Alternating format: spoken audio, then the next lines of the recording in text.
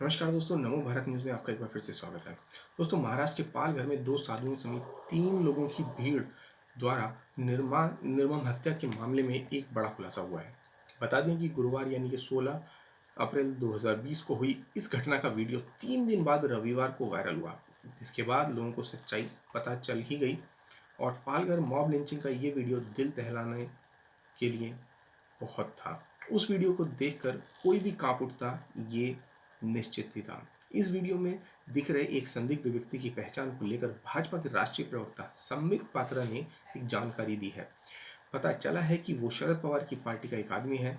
संबित पात्रा ने social media पर tweet करके पूछा था कि पालघर के इस भयावह वीडियो में सफ़ेद और पीले रंग की टी शर्ट पहना ये व्यक्ति कौन है। उन्होंने महाराष्ट्र के लोगों से कहा था कि अगर किसी को उसकी पहचान पता है तो वो बताएं। उनका कहना था कि उक्त व्यक्ति की पहचान सामने आने के बाद गुत्थी सुलझ सकती है। वो भीड़ को निर्देशित करता हुआ भी दिखता है। भाजपा के महासचिव सुनील देवधर ने स्थानीय लोगों के हवाले से बड़ा खुलासा किया है। उन्होंने बताया कि उस व्यक्ति का नाम काशीनाथ चौधरी है और यह भयावह वीडियो में ये जो शख्स पीले और सफ़ेद टी शर्ट में खड़ा है, कोई महाराष्ट्र का व्यक्ति बता सकता है कि ये कौन है।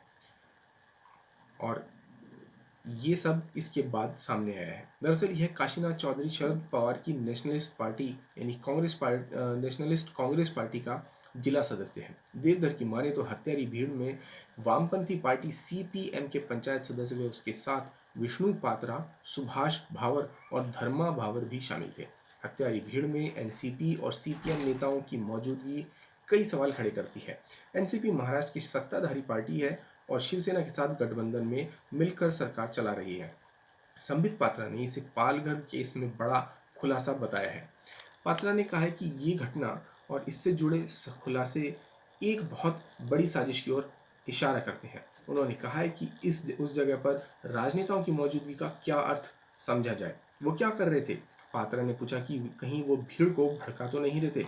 उन्होंने ये भी याद दिलाया कि वहाँ उन्हीं पार्टियों के लोग मौजूद हैं जो भाजपा से घृणा करते हैं, भगवा से घृणा करते हैं। बता दें कि देश के गृह मंत्री अमित शाह ने भी पालघर में साधुओं की मॉब लिंचिंग पर महाराष्ट्र के सीएम उद्धव ठाकरे से रिपोर्ट तलब की है। दोस्तों, पालघर में साधुओं पर नरभक्षियों की तरह प्रहार करने वाली जो भीड़ थी, उसके खिलाफ गुस्सा रह रहकर उमड़ कर आता है। समझाना मुश्किल हो जाता है कि आखिर समाज किस तरफ जा रहा है। एक और तो मौलाना साद को डिफेंड करने के लिए फेक न्यूज़ तक चलाने से किसी को कोई गुरेज नहीं होता, मगर दूसरी ओर साधुओं की हत्या कर दी जाती है और उनके पक्ष में बोलने से सब सेकुलरवादी परहेज करने लग जाते हैं। इस दौरान जो खुद को सोशल मीडिया पर बैलेंस होकर पेश करना चाहते हैं, वो इस घटना पर कम्युनल एंगल न ढूंढने की गुहार लगाते हैं। और जो कट्टरपंथी पहले से ही अपने चेहरे से सेकुलर मुखौटे को उतार कर फेंक चुके हैं, और वो या तो इस घटना पर चुप रहते हैं या फिर इसे एक अतिवाद के खिलाफ प्रतिक्रिया मात्र बताते हैं। अनुराग कश्यप, स्वरा भास्कर जैसे लोग बॉलीवुड के कुछ ऐसे नाम हैं जिन्हें सीएए एनआरसी के खिलाफ प्रदर्शनों में बढ़ चढ़कर भाग लेते देखा गया।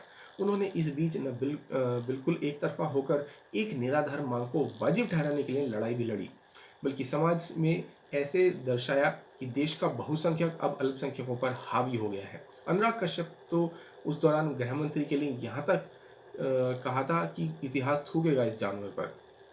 मगर अब जब महाराष्ट्र में के पालघर में साधुओं पर हमला होता है, तो वही अनुराग कश्यप के सुर पूरी घटना पर बदल गए और वो आक्रोश दिखाने वाले लोगों को समझाते नजर आए कि इस खबर में हिंदू मुस्लिम एंगल न ढूंढा जाए, बल्कि उस माहौल को दोष दिया जाए जिसके कारण ये घटना घटी। अब ये लिखने की बात नहीं है कि अनुराग कश्यप जैसे लोग इन घटनाओं के पीछे किसे जिम्मेदार मानते हैं। साल 2014 के बाद से देश के माहौल को क्यों लगातार सांप्रदायिक बताते हैं, मगर ये ज़रूर गौर करने की बात है कि जिस भीड़ ने साधुओं पर हमला किया है, उनमें से एक नाम शोएब भी कहा जा रहा है, जिसके अपराध को छिपाने के लिए शायद आज अनुराग कश्यप एक अलग नैरेटिव गढ़ रहे हों। और जो लोग वीडियो में शोएब के होने की बात को खुलकर बोल रहे हैं, उनके खिलाफ एक्शन लेने की मांग कर रहे हैं।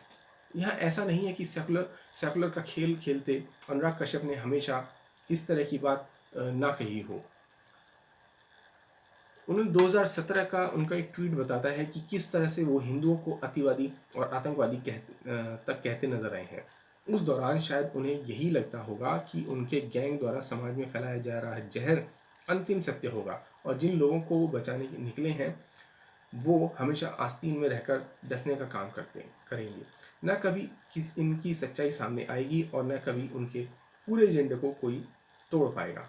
मगर आज जब धीरे धीरे इन लोगों का प्रोपेगेंडा दम तोड़ने लगा है और खुलेआम साधुओं को मारने की खबरें मीडिया में आने लगी हैं, तो ये भाषाई स्तर का खेल खेलकर नया तिलिस्म रचने की फिराक में बैठे हुए हैं और लोगों को इंसानियत का पाठ पढ़ा रहे हैं, क्योंकि इस बार मरने वालों में भगवा वेशधारी साधु है।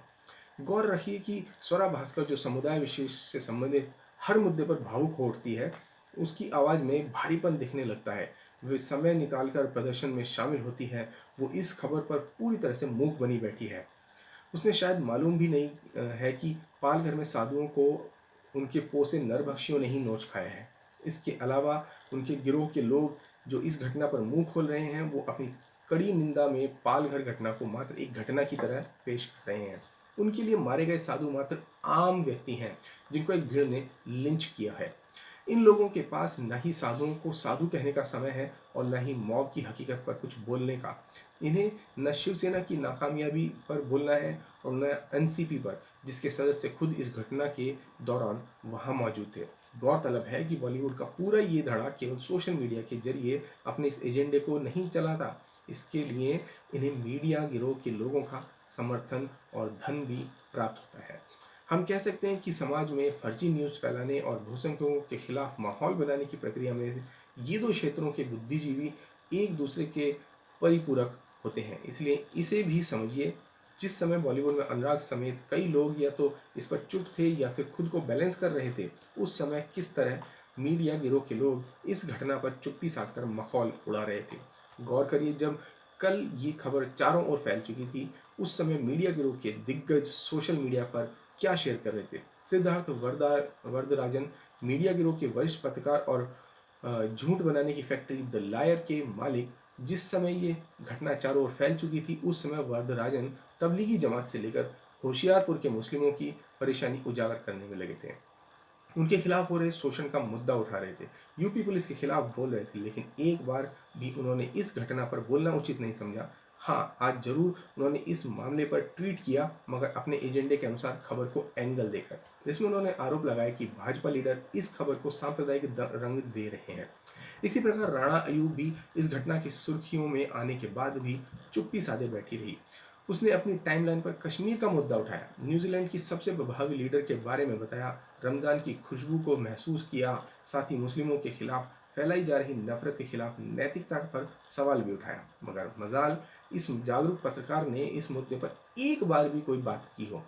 इसके अलावा एक आरजे फहाद भी है जो इस घटना पर बोलता है, लेकिन इसके पीछे मुस्लिमों की मॉब लिंचिंग को कारण बताता है। यानी कि वो तो ये कहता है कि ये एक तरह से क्रिया प्रतिक्रिया हुई, कि जब एक बार पहले यानी कि कभी मॉब लिंचिंग अखलाक के खिलाफ हुई, तो आज उसकी प्रतिक्रिया ये साधुओं के खिलाफ नजर आती है।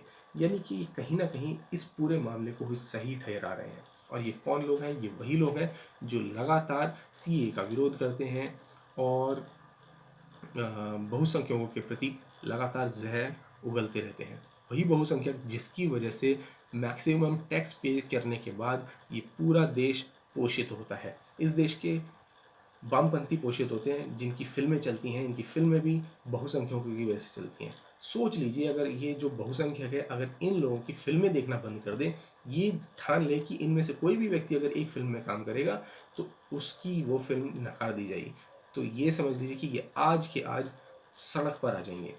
इनके अपार्टमेंट्स का रेंट देना इन्हें मुश्किल पड़ जाएगा। ये जिन गाड़ियों में घूमते हैं, लग्जरी गाड़ियों में, उनमें पेट्रोल भरने की औकात इनकी नहीं रह जाएगी।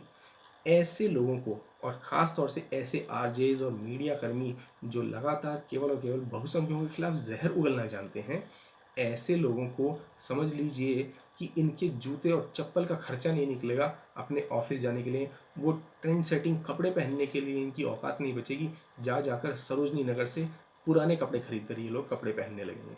ये हालत इनकी हो जाएगी। लेकिन अभी भी बहुसंख्यक बहुत उदारवादी है, बहुत ही संभल कर सोचता है, सोच विचार कर काम करता है। वह अभी भी अपने धर्म से ऊपर देश को प्रधानता देता है। जिसके चलते अभी भी ये देश सही सलामत है और सभी धर्म के लोग यहाँ पर सौहार्द से रह पा रहे हैं। लेकिन ये कुछ ऐसे वामपंथी और मीडिया के कुछ खास वर्ग के लोग हैं जो इस देश में शांति को बर्दाश्त नहीं कर पा रहे। इसलिए सच को सच कह पाना इनके लिए एक गले में फांस बन चुका है।